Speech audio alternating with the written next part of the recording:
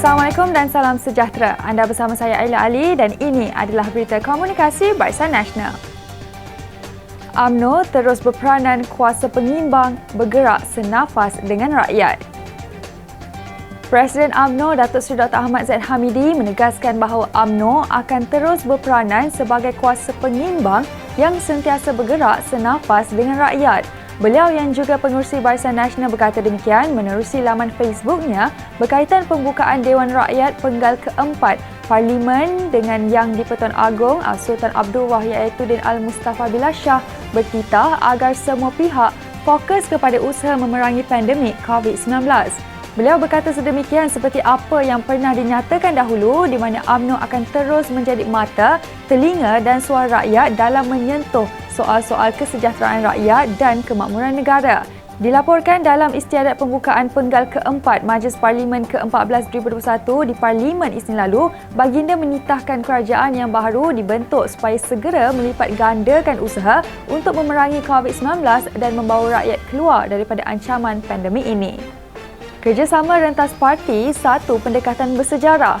Yang di-Pertuan Agong Sultan Abdul Wahyudin Al-Mustafa Billah Shah hari ini menzahirkan rasa syukur dan sukacita atas kerjasama rentas parti yang telah dimeterai melalui Memorandum Persefahaman MOU Transformasi dan Kestabilan Politik pada 13 September lalu. Sebagai satu pendekatan yang bersejarah, Datuk Pengelola Bijaya Diraja Istana Negara, Datuk Indra Ahmad Fazil Syamsuddin dalam satu kenyataan hari ini berkata, Al-Sultan Abdullah menzahirkan harapan bahawa dengan termeterainya MOU Transformasi dan Kestabilan Politik ini, kemelut politik dapat diakhiri dengan segera dan ahli-ahli Dewan Rakyat dapat mengenepikan agenda politik dengan bersatu hati serta bersepakat berusaha menangani pandemik COVID-19 demi kepentingan rakyat dan negara.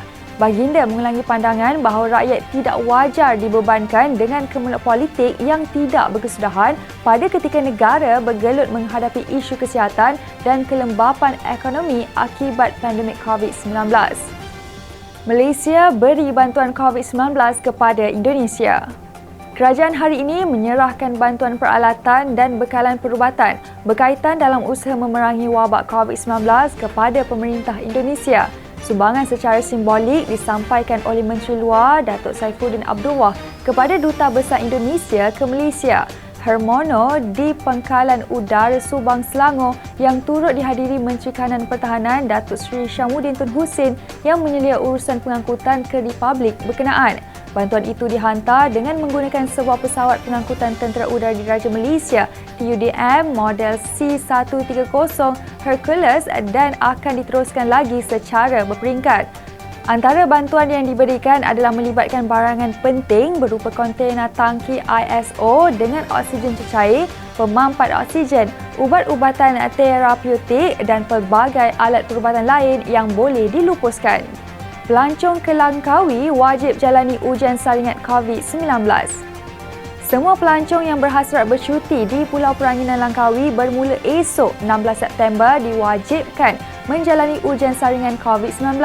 Menteri Kesihatan Khairy Jamaluddin berkata ujian pengesahan itu perlu dilakukan ke atas individu dewasa 18 tahun ke atas serta remaja dan kanak-kanak berusia 7 hingga 17 tahun. Khairy memaklumkan terdapat 3 cara boleh digunakan pelancong sebelum memasuki pulau tersebut iaitu menjalani ujian pengesahan COVID-19 atau RT-K antigen di mana-mana fasiliti kesihatan dan makmal swasta dalam tempoh 48 jam sebelum tarikh berlepas. Keputusan ujian hendaklah dibawa bersama pemeriksaan di pintu masuk lapangan terbang atau terminal feri sebelum berlepas. Selain pelancong boleh membeli kit ujian kendiri saliva dan membawanya ke lapangan terbang atau terminal feri untuk menjalani ujian pengesanan COVID-19 di tempat saringan yang disediakan. Di samping itu, pelancong juga boleh membeli kit ujian kendiri saliva melalui perkhidmatan yang akan disediakan oleh pihak swasta di tempat saringan di lapangan terbang atau terminal feri dan menjalani ujian pengesahan di situ. Sekian dahulu daripada saya, terus ikuti kami di semua platform media sosial komunikasi Barisan Nasional. Sentiasa jaga diri dengan sentiasa sanitasi tangan dan hindari kawasan sesak.